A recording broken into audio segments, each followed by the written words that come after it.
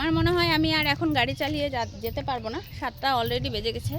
তো রোডে পুরো জ্যাম হবে, আর নতুন হাত যদি ঠুকে দেই কি হবে বুঝতে পারছো তো।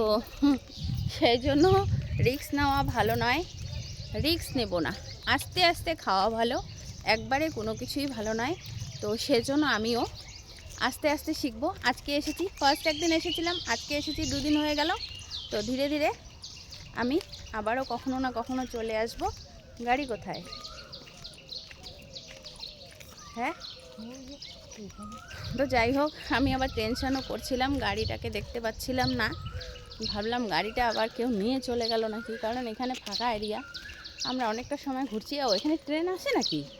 ট্রেন দাঁড়ায় না, এই যে প্যাসেঞ্জার।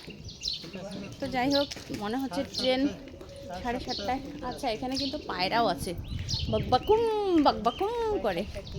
তো যাই হোক, এখানে কিন্তু ট্রেনও দাঁড়াবে, প্যাসেঞ্জার কিন্তু চলে এসেছে।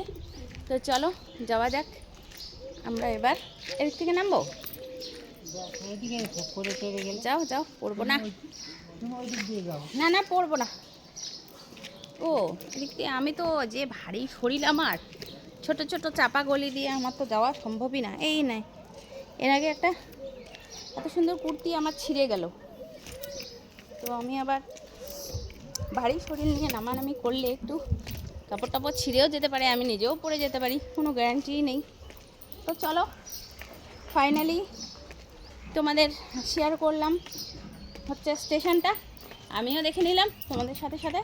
তো চলো, বাই, টাটা, আবার দেখা হবে নতুন অন্য কোনো ভিডিওতে।